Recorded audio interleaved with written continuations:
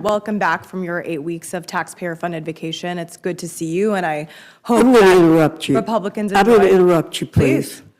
I am sick and tired of hearing you all say we had an 8-week vacation. That's exactly what happened. I worked every day. I don't know about you, but I don't want to hear another soul We all say worked that. every single day, and that's exactly what happened with Speaker Mike Johnson. You're recognized.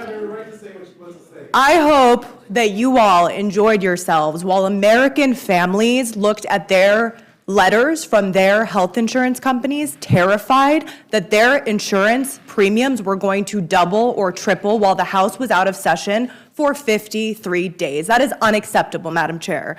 Now, we are back here to vote on a terrible partisan spending bill that will deepen a healthcare crisis that you did create.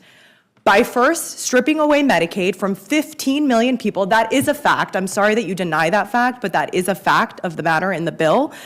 And by refusing now to extend the Affordable Care Act, healthcare premium subsidies that keep coverage affordable for American families. And you also did all of this while engineering the most unprecedented transfer of wealth from the working class and poor Americans to the wealthiest people in this country. That is another fact. The Republican shutdown lasted 41 days. It is the longest shutdown in American history. 41 days of unpaid federal workers and families losing access to food assistance. 41 days of families skipping meals and seniors delaying care because Donald Trump chose to use hunger and healthcare as leverage. The callousness and corruption is astounding. Donald Trump and Speaker Mike Johnson, throughout this entire time, did absolutely nothing. They did not lift a finger to try to negotiate a real solution on any of this. What was Donald Trump doing during this time? I know that he announced plans for his $350 million ballroom funded by billionaires and corporations.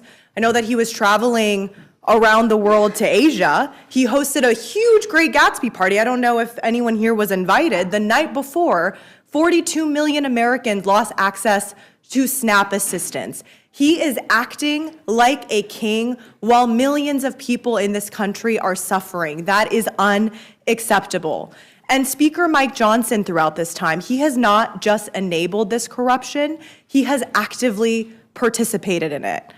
That's why I staked outside of his office last week, to be absolutely clear about what's been happening. Mike Johnson is starving Americans and gutting health care to cover up the Epstein files. And I want to explain exactly why and how he's doing so, because the public deserves to understand it very clearly. Congresswoman-elect Adelita Grijalva, who is from my state of Arizona, would be and will be the 218th signature on the discharge petition. 218 is the number needed to force a vote on the floor, whether the speaker wants one or not. And when Adelita is seated tomorrow, finally, after 49 days since she was elected to the U.S. House of Representatives, Speaker Johnson's going to lose control. Because then every single member of Congress on the Republican side and our side will have to go on the record and answer one very simple question. Do you want to support and protect the release of the Epstein files, or do you want to protect the names of the men who were involved in the crimes? That's the vote that Speaker Johnson has been running from.